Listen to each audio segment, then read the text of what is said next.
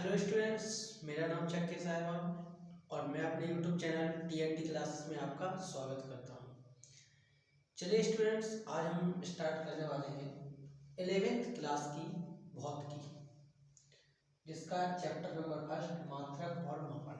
ठीक है, तो स्टूडेंट्स इसमें हम कंप्लीटली बेसिक से कंप्लीट फिजिक्स के बारे में डिस्कस करेंगे और ये सिर्फ एमपी बोर्ड ओरिएंटेड रहेगी। ठीक है ना, complete concept, question answer, theory question, वहाँ से चल के डेरिवेशन, न्यूमेरिकल, सब चीज़ बिल्कुल बहुत ही बेहतरीन तरीके से डिस्कस करने वाली है। तो आज हमारी बिल्कुल नई क्लास है शुरुआत से ही। ठीक है, तो चलिए स्टार्ट करते हैं मात्रक और मापन। ठीक है, तो सबसे पहले हम यहाँ पे ये देखेंगे कि मात्रक क्या होता है। सबसे पहला टॉपिक जो आता है हमारा मात्रक। क्या आता है हमारा सबसे पहला टॉपिक? मात्रक। ठीक, कि आखिर मात्रक क्या होता है। एक बात बताओ, अगर हम मात्रक को डिस्कस करें तो मात्रक को डिस्कस करने के लिए हम एक एग्जाम्पल लेते हैं। जैसे हमने लिखा कि 4 किलोग्राम चावल, 4, ठीक है, 4 किलोग्राम चावल। तो जो ये लिखा है क्या चीज है? ठीक है, जैसे हमने लिखा 10 लीटर पानी, तो जो हमने ये लिखा ये क्या है? ठीक है, जैसे हमने लिखा 100 सेंटीमीटर, 100 सेंटीमीटर दूरी। ठीक है ना, तो ये क्या लिखा? तो ये सब चीजें क्या होती है? यही सब चीजें होती हैं मात्रक। देखो एक्चुअली मात्रक को सीधे सीधे समझे हम तो किसी भी राशि को दर्शाने के लिए एक चीज की जरूरत पड़ती है, एक चीज। ठीक है ना, तो जो चीज हम उसको दर्शाने के लिए यूज करते हैं उसे ही हम लोग क्या कहते हैं? मात्रक कहते हैं। कैसे? देखो, किसी भौतिक राशि, कैसे बोल सकते हैं इसे हम? किसी भौतिक राशि के मापन के प्रयुक्त संदर्भ मानक को उस भौतिक राशि का मात्रक कहते हैं। या फिर हम ऐसा बोल सकते हैं कि किसी भौतिक राशि की एक निश्चित मात्रा, क्या बोल सकते हैं? किसी भौतिक राशि की एक निश्चित मात्रा को मात्रक कहते हैं। ठीक है ना, तो ये क्या होता है? हमारा मात्रक हो जाता है। समझ आ रही बात? फिर से सुनो, चाहे तो हम लिख भी सकते हैं किसी भौतिक राशि की एक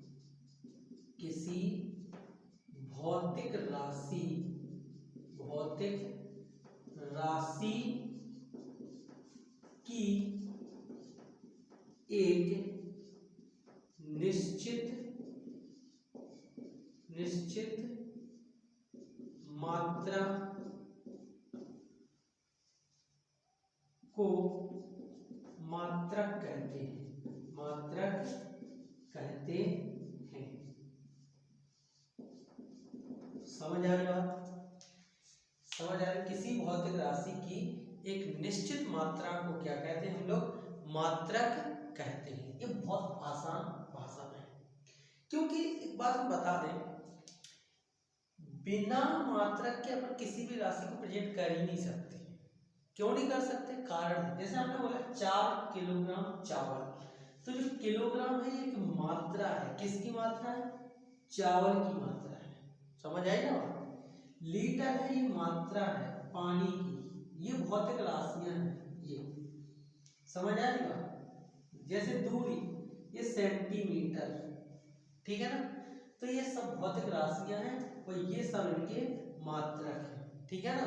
तो किसी भौतिक राशि की एक निश्चित मात्रा को ही हम लोग क्या कह देते हैं, मात्रक कह देते हैं, ठीक। ये बात आपको याद रखनी होगी।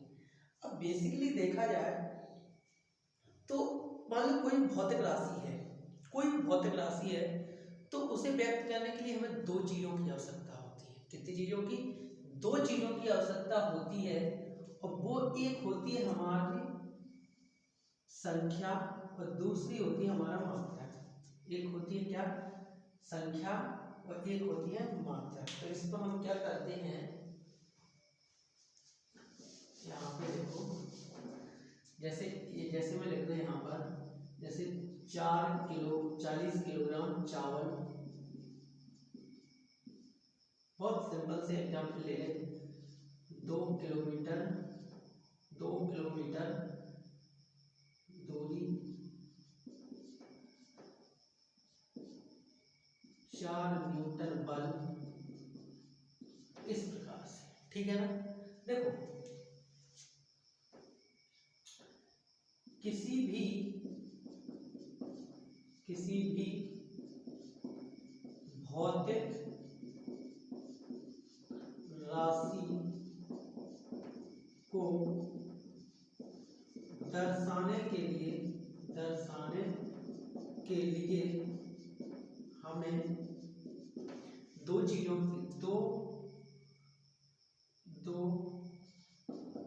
की आवश्यकता होती है।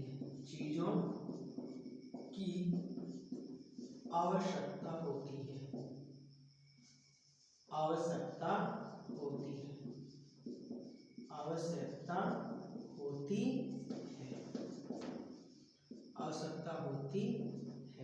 ठीक है ना। और पहले वो क्या होता है, एक तो होता है हमारे पास मात्रक, क्या होता है? मात्रक। दूसरा होता है हमारे पास संख्यात्मक मान। क्या होता है? संख्यात्मक मान, ठीक। पहला होता है मात्रक, दूसरा होता है हमारे पास संख्यात्मक मान, ठीक। तो चलिए हम आगे बात करते हैं। एक्चुअली देखो, क्यों ये दो ही चीजें, जैसे हमने लिखा 2 किलोमीटर, ठीक है ना। तो ये होता है हमारे पास संख्यात्मक मान,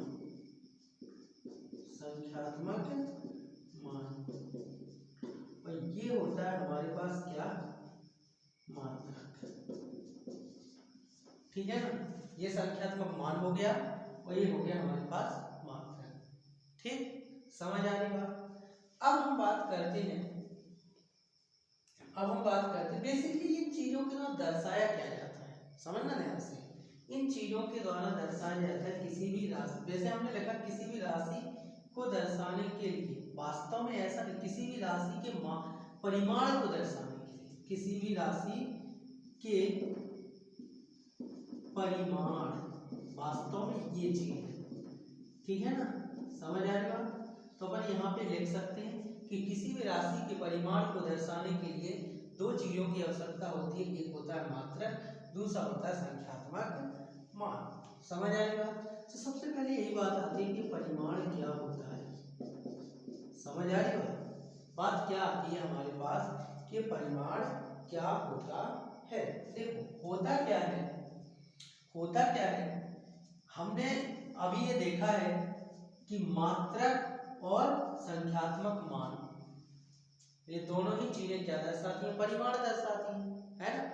समझना नहीं, किसी भी भौतिक राशि के परिमाण को दर्शाने के लिए हमें दो चीजों की आवश्यकता होती है, और वो है मात्रक और दूसरा है संख्यात्मक मान। तो जो परिमाण होता है, दोनों का गुणनफल होता है। मात्रक और संख्यात्मक मान, अरे मान तो नहीं, मान लिखा है, संख्यात्मक मान के गुणनफल को परिमाण कहते हैं। समझ आएगा? तो बहुत सीधी सी परिभाषा है इसकी कि मात्रक और संख्यात्मक मान के गुणनफल को किसी भी राशि का परिमाण कहते हैं, ठीक है ना। ये हो गया अपना। तो अपन यहाँ पे परिमाण की परिभाषा लिख सकते हैं, क्या लिख सकते हैं कि मात्रक और संख्यात्मक मान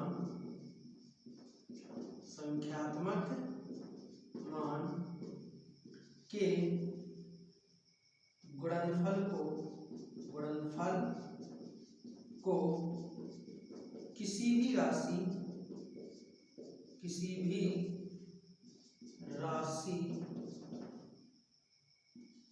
का परिमाण कहते हैं। ठीक है ना, समझ आ रही बात। पहले चीज हमने क्या पढ़ा है, हमने ये पढ़ा मात्रक क्या होता है, ठीक है ना। फिर हमने पढ़ा है कि जो भौतिक राशि होती है, भौतिक राशि के परिमाण को दर्शाने के लिए दो चीजों की आवश्यकता होती है, ठीक है ना। एक होता है मात्रक, दूसरा होता है संख्यात्मक मान। ठीक, और बेसिकली जो मतलब जैसे हमने यहाँ पे देखा कि ये परिमाण है, तो एक नया वर्ड है परिमाण। मतलब आपको एक एक शब्द का मतलब पता होना चाहिए कि यहाँ परिमाण होता क्या है।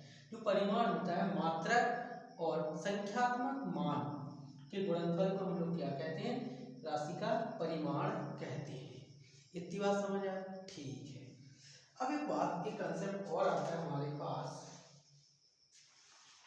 एक कंसेप्ट ये होता है कि जैसे मान लो, ध्यान दो, अगर मान लो हमारे पास मात्रक क्या है, छोटा है। क्या है, मात्रक हमारे पास छोटा है। जैसे हमने बोला 1 न्यूटन, जैसे ऐसा बोलते 1 किलोमीटर। 1 किलोमीटर बराबर यहाँ पे लिखेंगे 1000 मीटर। समझना है इस बात को, एक नया कंसेप्ट है। 1 किलोमीटर बराबर क्या है, 1000 मीटर। तो यहाँ पे ये है बड़ा मात्रक। कैसा है, बड़ा मात्रक। और ये है मीटर हमारे पास क्या, छोटा मात्रक। छोटा मात्रक, समझ आ रही है। तो अब ये बड़ा मात्रक है, ये छोटा मात्रक है। तो देखो इसमें संख्या कम, देखो बड़े मात्रक में छोटी संख्या है, छोटे मात्रक में बड़ी संख्या है। कहने का क्या मतलब है कि मात्रक संख्यात्मक मान के व्युत्क्रम होता है। समझना ध्यान से, मात्रक संख्यात्मक मान के व्युत्क्रम होता है। ये बात आपको याद रखना चाहिए। तो हम ऐसा लिखेंगे कि यदि हमारे पास मात्रक बड़ा है तो उसका संख्यात्मक मान छोटा होगा, और अगर हमारे पास मात्रक छोटा है तो उसका संख्यात्मक मान बड़ा होगा। इतनी बात समझ आ रही, ठीक है ना। अब हम बात करते हैं आगे किसकी, मात्रकों की विशेषताओं की। किसकी बात करते हैं, मात्रकों की विशेषताओं की बात करते हैं, ठीक है ना। मात्रकों की विशेषताओं, ठीक, मात्रकों की विशेषताओं, मात्रकों की विशेषताओं की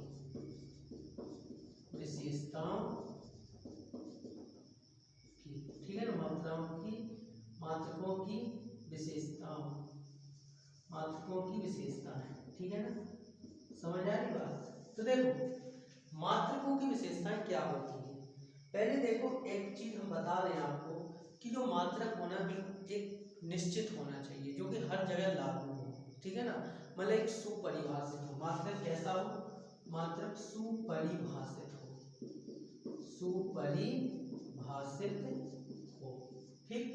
मात्रक सुपरिभाषित होना बहुत जरूरी होता है। समझ आ रही बात। मात्रक कैसा होना चाहिए, सुपरिभाषित होना चाहिए। दूसरा पॉइंट क्या होता है हमारे पास, उसका जो आकार उचित हो, उसका आकार उचित हो, उसका आकार उचित हो, उचित हो। कैसा हो, मात्रक का आकार उचित हो, मतलब ऐसा कि वो ना तो ज्यादा छोटा हो ना ही ज्यादा बड़ा हो, मीडियम हो। समझ आ रही बात। तो उसे हम क्या बोलते हैं, मतलब एक सही मात्रक बोल देते हैं, ठीक। उसका आकार कैसा हो, उचित हो। अगला पॉइंट क्या हो,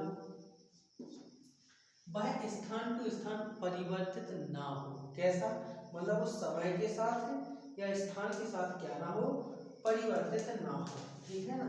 मतलब उसमें समय और स्थान, समय और स्थान के साथ साथ परिवर्तन ना हो, परिवर्तन ना हो। समझ आ रही बात? ठीक, तो उसमें क्या नहीं होना चाहिए, समय और स्थान के साथ परिवर्तन नहीं होना चाहिए। ठीक, इसके बाद और क्या होना चाहिए उसमें, ठीक है ना, समय और स्थान के साथ परिवर्तन ना हो और वह सर्वमान्य हो, वह सर्वमान्य हो। मतलब क्या है कि वह सभी जगह मान्य हो, ऐसा ना हो कि वो किसी स्थान पर या किसी जगह पर वो फेल हो जाए। ठीक है ना, मतलब मात्रक ऐसा होना चाहिए कि वह सुपरिभाषित हो, उसका आकार उचित हो, वह समय और स्थान के साथ बदले ना, वह सर्वमान्य हो। ये हो जाते हमारे मात्रक के, मतलब मात्रक की विशेषताएं या इनके गुण। समझ आ रही बात? तो ये हो गया अपने पास इसके गुण। ठीक, इसके बाद हम बात करते हैं आगे कि मात्रकों के प्रकार, मात्रकों के प्रकार, मात्रकों के प्रकार। ठीक है ना, तो मात्रकों के प्रकारों की यदि हम बात करें कि मात्रक तो बेसिकली देखा जाए मात्रक दो प्रकार के होते हैं। पहला होता है मूल मात्रक। कौन होता है? मूल मात्रक। कौन से होते हैं? मूल मात्रक। दूसरे होते हैं व्युत्पन्न मात्रक। व्युत्पन्न मात्रक। पहले कौन से होते हैं? मूल मात्रक और दूसरे होते हैं व्युत्पन्न मात्रक। समझ आ रही बात? देखिए, मूल मात्रक में वो मात्रक होते हैं जो बिल्कुल स्वतंत्र होते, किसी अन्य मात्रक पे निर्भर नहीं करते। जैसे हमने बोला लंबाई, लंबाई के लिए जैसे मीटर बोलते हैं ना, मीटर, लंबाई का मात्रक मीटर। जैसे समय का मात्रक सेकंड। तो ये किसी अन्य मात्रक पे या अन्य, हाँ, किसी अन्य राशि के मात्रक पर निर्भर नहीं करते हैं। ठीक है ना, जैसे तो इसमें हम लिख सकते हैं मूल मात्रक में वे मात्रक जो स्वतंत्र होते हैं, स्वतंत्र होते हैं, स्वतंत्र होते हैं। ठीक है ना, स्वतंत्र होते हैं, मूल मात्रक कहलाते हैं, मूल मात्रक कहलाते हैं, मूल मात्रक कहलाते हैं। ठीक, क्या कहलाते हैं? मूल मात्रक कहलाते हैं। ये मात्रक अन्य मात्रकों पर निर्भर नहीं करते, अन्य मात्रकों पर निर्भर नहीं करते हैं, नहीं करते हैं। ठीक है ना, वे मात्रक जो स्वतंत्र होते हैं, मूल मात्रक कहलाते हैं। ये मात्रक अन्य मात्रकों पर निर्भर नहीं करते हैं। ठीक, अब हम बात करेंगे व्युत्पन्न मात्रक। किसकी बात करेंगे? व्युत्पन्न मात्रक। हाँ, इसमें आ जाएंगे एग्जाम्पल में, जैसे मीटर हो जाएगा, सेकंड हो जाएगा, केल्विन हो जाएगा, इस प्रकार से ताप। ठीक है ना, व्युत्पन्न मात्रक में वो आते हैं वे मात्रक जो अन्य मात्रकों पर निर्भर करते हैं, अन्य मात्रकों पर निर्भर करते हैं, निर्भर करते हैं, निर्भर करते हैं। व्युत्पन्न मात्रक कहलाते हैं, व्युत्पन्न मात्रक कहलाते हैं। ठीक, ये हो गया हमारे पास व्युत्पन्न मात्रक। सीधे आपको इतना याद रखना है कि मूल मात्रक वो मात्रक होते हैं जो स्वतंत्र होते हैं, किसी अन्य मात्रक पर निर्भर नहीं करते हैं। ठीक है ना, और व्युत्पन्न मात्रक वो मात्रक होते हैं जो किसी अन्य मात्रक पर निर्भर करते हैं। ठीक, चलिए हाँ, इसमें जैसे हो जाएगा हमारा न्यूटन मीटर, मीटर प्रति सेकंड। ठीक है ना, मतलब ये जैसे ये मात्रक है, ये मात्रक है, इस प्रकार के मात्रक जो होते हैं वो क्या होते हैं? व्युत्पन्न मात्रक होते हैं, जो किसी दूसरी मात्रक मात्रकों के द्वारा बनाए जाते हैं, ठीक है ना, व्युत्पन्न किए जाते हैं, ठीक है ना, या ड्राइव किए जाते हैं, ठीक है ना, उन्हें हम बोलते हैं व्युत्पन्न मात्रक। समझ आएगा? ठीक है। अब बेसिकली देखो हमने क्या क्या पढ़ लिया है। सबसे पहले पढ़ा है हमने मात्रक, ठीक है ना, फिर हमने मात्रक के बाद पढ़ा है कि मात्रक के बाद हमने ये देखा कि मात्रक को किन चीज़ों की आवश्यकता होती है, ठीक है ना, जैसे परिमाण, परिमाण के बाद हमने पढ़ा है अपने मात्रक की विशेषताएं, मात्रक की विशेषताएं, ठीक है ना, विशेषताएं, और फिर पढ़ा हमने प्रकार, मात्रक के प्रकार, ठीक। ये मेन 4 पॉइंट हमने आज डिस्कस किए। तो फिर से एक बार रिकैप कर लेते जस्ट टाइम में, ठीक है ना।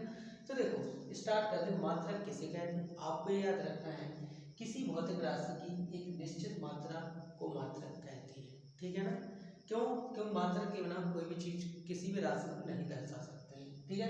जैसे 40 किलोग्राम चावल 2 किलोमीटर दूरी, तो ये जो चीज है, ये चीज है, ये सब क्या है, ये मात्रक है, ठीक है ना।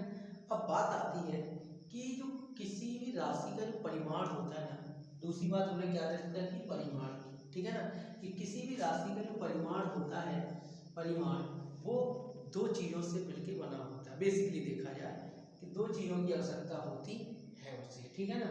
तो किसी भी भौतिक राशि के परिमाण को दर्शाने के लिए हमें 2 चीजों की आवश्यकता होती है। पहली है मात्रक, दूसरा है संख्यात्मक मान, ठीक है ना। समझ आ रही बात? क्यों? क्योंकि अगर हमें जैसे किसी भी राशि को दर्शाना है तो हम मात्रक और संख्यात्मक मान दोनों ही लिखते हैं। समझ आ रही बात? ठीक है। अब हम यहाँ पे डिस्कस करेंगे कि वास्तव में परिमाण होता क्या है, ठीक है ना। तो परिमाण को आप बढ़िया पॉइंट बाय पॉइंट नजर लिखते जाओगे, ठीक है ना। इस प्रकार से जो चीज हम लिखवाते जा रहे हैं वो वहीं पे बढ़िया स्टार पॉइंट बना के आप लिखते जाओ, ठीक है ना। समझ आ रही बात? देखो परिमाण क्या होता है, मात्रक और संख्यात्मक मान के गुणनफल को किसी भी राशि का परिमाण कहते हैं, ठीक है ना। मतलब मात्रक का और उसके संख्यात्मक मान का गुणा कर दो, अगर गुणा कर दिया जाए तो उसको हम क्या कह देते हैं, परिमाण कहते हैं, ठीक है ना। फिर हम बात करते हैं कि जो छोटा मात्रक होता है, जो छोटा मात्रक होता है उसका संख्यात्मक मान बड़ा होता है, और जो बड़ा मात्रक होता है उसका संख्यात्मक मान छोटा होता है, ठीक है ना। ये बात आपको ध्यान रखना चाहिए, ठीक। अब हम थोड़े से डिस्कस कर लेते हैं कि मूल मात्रक और व्युत्पन्न मात्रक में अंतर क्या क्या होते हैं, ठीक है। चलिए यहाँ देखो,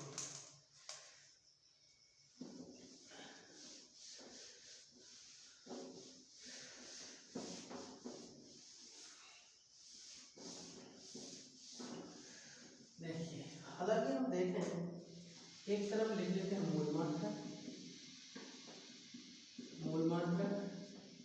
एक तरफ लिख लेते हैं हम व्युत्पन्न मात्रक, ठीक है। क्या लिख लेते हैं, एक तरफ मूल मात्रक, एक तरफ व्युत्पन्न मात्रक। अगर हम मूल मात्रक की बात करें तो पहला अंतर हमारा तो यही हो जाएगा कि ये स्वतंत्र होते हैं। कैसे होते हैं, ये स्वतंत्र होते हैं, ठीक है। ये स्वतंत्र नहीं होते हैं, ये स्वतंत्र नहीं होते हैं, समझ आ रही बात, ये स्वतंत्र नहीं होते। अगर हम दूसरी बात करें, दूसरा ये अन्य मात्रक पर निर्भर नहीं करते हैं, अन्य मात्रक पर निर्भर नहीं करते हैं,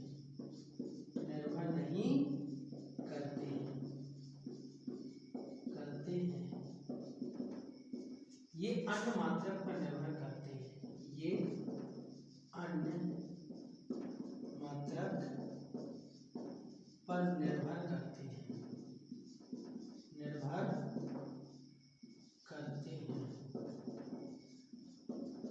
ठीक। फिर हम बात करते हैं कि इनकी संख्या 7 होती है, ठीक है ना। इनकी संख्या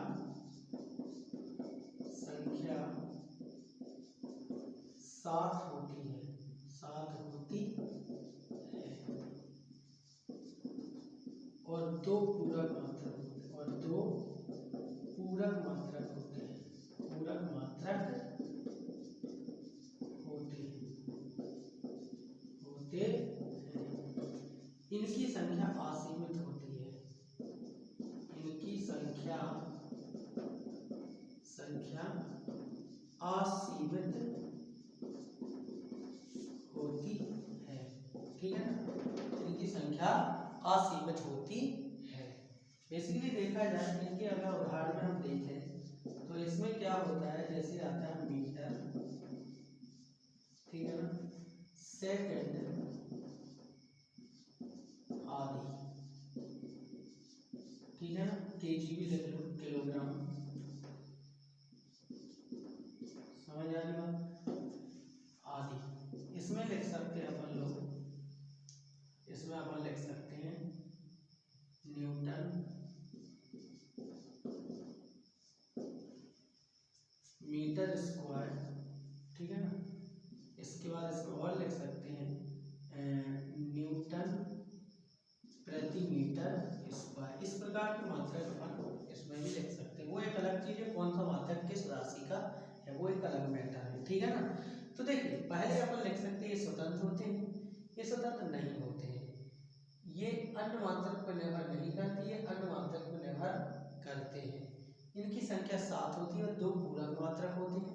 इनकी संख्या असीमित होती है, इनकी कोई संख्या मतलब कोई निश्चित संख्या नहीं होती है, कितने भी हो सकते हैं, ठीक है ना। ये इनके कुछ एग्जाम्पल है मीटर, सेकंड, किलोग्राम, लेकिन इनके न्यूटन मीटर स्क्वायर, न्यूटन प्रति मीटर स्क्वायर, कुछ भी हो सकता है, समझ आएगी। हालांकि ये न्यूटन, ठीक, ये मात्रक होते हैं व्युत्पन्न मात्रक, समझ आ रही बात। तो बेसिकली देखा जाए तो हमने आज डिस्कस किया कंप्लीटली इसके बारे में, मात्रक के बारे में। अगली क्लास में हम बात करेंगे अपने अगले टॉपिक के बारे में, जो इससे अगला टॉपिक होगा, ठीक है ना।